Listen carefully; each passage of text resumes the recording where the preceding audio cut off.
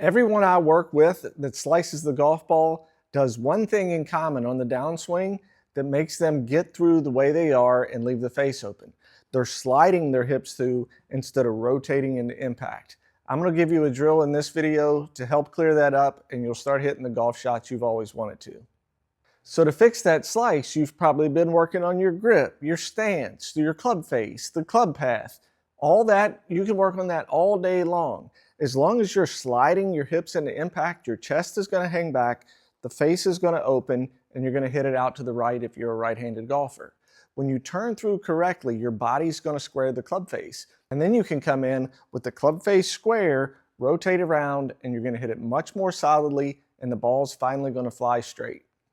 Let's demonstrate real quick what it looks like to slide and get steep on the downswing versus turning your hips and activating your core to get through the ball.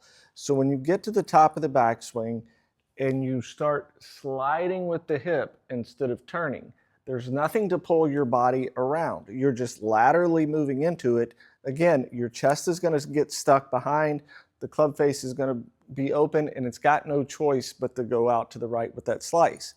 When you get to the top of the swing here and your hips start going, your weight shifts to the heel of your left foot. You can see how the club comes shallow and behind my hands, and you rotate. Your body then squares the club face. So by turning the left hip around your body and getting that weight shift, you're going to get in that good impact position, compress the golf ball, and then you continue to rotate through. The slide doesn't allow you to do that. So here's the drill that we're going to work on to get you comfortable with getting this hip around your spine. So what I've done here is I've hooked a bungee cord around my left hip belt loop. And what I'm going to do is practice getting back and turning through and letting the tension on this bungee cord go. Not sliding in and stretching it, but turning back and letting that left hip get around as my weight gets to the front foot. That's going to ensure that this left hip is going around your spine and not out toward the target.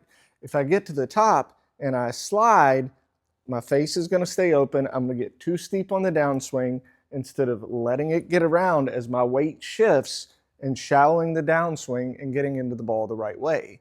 And we're going to get comfortable with that, and then we're going to start hitting some golf balls. Now, a common part of golf instruction is to say you start the downswing by bumping your left hip toward the target. And while that's technically true, I don't teach you to bump or slide your hips to begin the downswing. Because when you shift your weight to your left foot or your front foot, when you're starting the downswing, your hips are going to naturally move forward.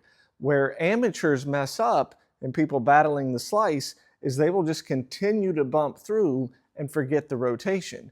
So when you transition from backswing to downswing and the weight shifts, your hips are naturally going to turn forward. As you turn, that's when we get the club face squaring. If you just continue to slide through, the face is going to stay open.